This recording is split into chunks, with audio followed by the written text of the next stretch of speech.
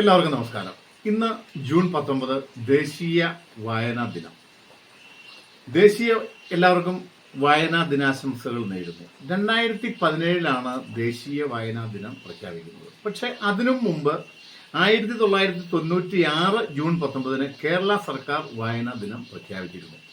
അന്ന് നമ്മുടെ ഗ്രന്ഥശാല സംഘത്തിന്റെ ഉപജ്ഞാതാവും പ്രമുഖ ഗ്രന്ഥശാല പ്രവർത്തകനുമായ പി.എൻ. പണിക്കർ എന്ന് പറയുന്ന ഒരു മഹാജ്ഞാനിയായ മനുഷ്യന്റെ ചരമദിനമാണ് നമ്മൾ ഈ വായനാ ദിനമായിട്ട് ആഘോഷിക്കുന്നത്. നമ്മുടെ വിദ്യാഭ്യാസ വകുപ്പ് ജൂൺ 19 മുതൽ 25 വരെ ഒരാഴ്ചത്തേക്ക് വായനാ വാരവും ആഘോഷിക്കുന്നുണ്ട്.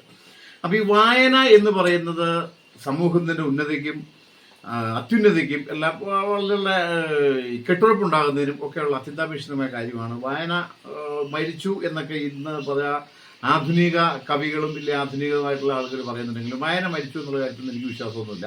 പക്ഷെ പുസ്തക വായനകളിൽ ആളുകൾ ഒരു പരിധിവരെ പിന്നോക്കം പോയിട്ടുണ്ടോ എന്ന് ചോദിച്ചാൽ ഇല്ലായില്ല. കാരണം ഈ നവമാധ്യമങ്ങളുടെ ഒരു കടന്നുവരവ്, ഇപ്പൊ ഈ ബുക്കുകൾ പോലെയുള്ള വായനകൾ, അങ്ങനെ കുട്ടികൾ വായിക്കുന്നുണ്ട്. വായന ഇല്ലാതെ കാര്യങ്ങൾ നടക്കുകയല്ലോ, പക്ഷെ മാക്സിമം വായിക്കാതിരിക്കാൻ ശ്രമിക്കുന്നുണ്ട്. ആ സമയത്താണ് നമുക്ക് മുമ്പോട്ടുള്ള കാര്യങ്ങൾ ചിന്തിച്ചാൽ അറിയാം. നമ്മുടെ ഓരോ ഗ്രാമങ്ങളിലും ഗ്രാമീണ വായനശാലകൾ, ഗ്രന്ഥശാലകൾ ഉണ്ടായിരുന്നു.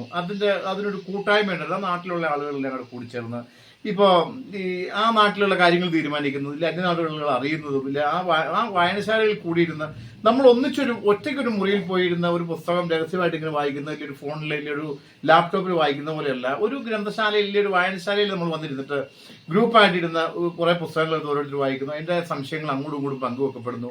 അങ്ങനെയുള്ള ഒരു അനുഭവം അത്യന്തം സന്തോഷപ്രദവും അതീവ ഗുണകരവുമാണ്. ഇപ്പോഴത്തെ ഈ തലമുറയിലെ കുട്ടികൾക്ക് അതിനെപ്പറ്റി അത്ര ജ്ഞാനം ഉണ്ടോ ഇല്ലെങ്കിൽ അതിനെപ്പറ്റി ബോധ്യമുണ്ടോ എന്ന് എനിക്കറിയാം. കാരണം അവർക്ക് അങ്ങനെ അവസരം കിട്ടിയിട്ടില്ല.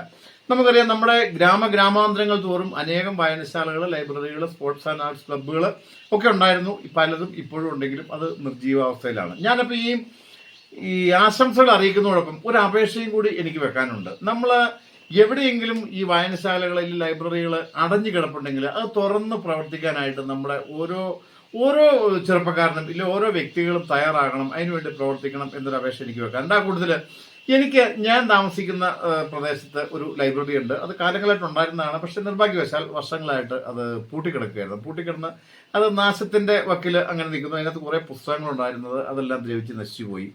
അപ്പോൾ ഈ വായനയെ സ്നേഹിക്കുന്ന, ഇല്ലേ പുസ്തകത്തെ സ്നേഹിക്കുന്ന ആളുകൾ ആരെങ്കിലും ഉണ്ടെങ്കിൽ, അവർക്ക് എന്റെ ഈ വീഡിയോ കാണുന്ന ആളുകളുണ്ടെങ്കിൽ, ഈ ലൈബ്രറി ഇനി പുനരുജ്ജീവിപ്പിക്കാൻ വേണ്ടി, ബാക്കി അതിന് ബിൽഡിംഗ് ഉണ്ട്, അതിന്റെ ഒരുവിധപ്പെട്ട സാധനങ്ങളെല്ലാം ഉണ്ട്, ഫർണിച്ചറുകളൊക്കെ ഉണ്ട്, പക്ഷെ പുസ്തകങ്ങളില്ല. ഈ ഗ്രന്ഥശാല സംഘത്തിൽ രജിസ്ട്രേഷൻ പൂർത്തിയാക്കണമെങ്കിൽ ചുരുങ്ങിയത് 1000 പുസ്തകം വേണം. ഈ പുസ്തകങ്ങളൊക്കെ കാലഹരണപ്പെട്ടു പോയി. ലൈബ്രറിയിലുള്ള 200 രൂപയാണ് പുസ്തകമുള്ളൂ, ബാക്കിയെല്ലാം കാലഹരണപ്പെട്ടു പോയി. അതിന് നിങ്ങൾ ഈ വായനയെ സ്നേഹിക്കുന്ന ആളുകൾ ഓരോരുത്തരും വിചാരിച്ചാൽ ഈ ലൈബ്രറി പുനരുജ്ജീവിപ്പിക്കാനും അതിന്റെ ലൈബ്രറി കൗൺസിൽ രജിസ്ട്രേഷൻ പൂർത്തിയാക്കാനൊക്കെ സാധിക്കും. അപ്പം നിങ്ങൾക്ക് സാധിക്കുന്ന ആളുകൾ ഒന്നെങ്കിൽ പുതിയ പുസ്തകം വേണമെന്നില്ല, പഴയ പുസ്തകം ആരെങ്കിലും വീടുകളിൽ ഇരിപ്പുണ്ടെങ്കിൽ ആ പുസ്തകം അത് ഈ ലൈബ്രറിക്ക്, ഇല്ലെങ്കിൽ എൻ്റെ ഫോൺ നമ്പർ ഞാൻ താഴെ കൊടുക്കാം, അതിനകത്തേക്ക് വിളിച്ചു പറഞ്ഞാൽ, ഇല്ലെങ്കിൽ അത് കൊറിയറായിട്ട് അയച്ചു തരുമോ, പ്ലാസ ലൈബ്രറി രാജമുടി എന്ന പേരിൽ കൊറിയറായിട്ട് അയച്ചു തരുമോ ചെയ്താൽ അത് വളരെ സന്തോഷപൂർവ്വം നമ്മൾ സ്വീകരിക്കും. ഒരു നാടിന്റെ ഉന്നമനത്തിനും കെട്ടുറപ്പിനും വികസനത്തിനും പ്രധാനപ്പെട്ട പങ്കുവഹിക്കുന്നതിൽ ഒരു സ്ഥാപനമായിരിക്കണം ഒരു ലൈബ്രറി, ഒരു വായനശാല, ഇല്ല അങ്ങനെ പ്രാദേശികമായിട്ടുള്ള ക്ലബ്ബുകൾ.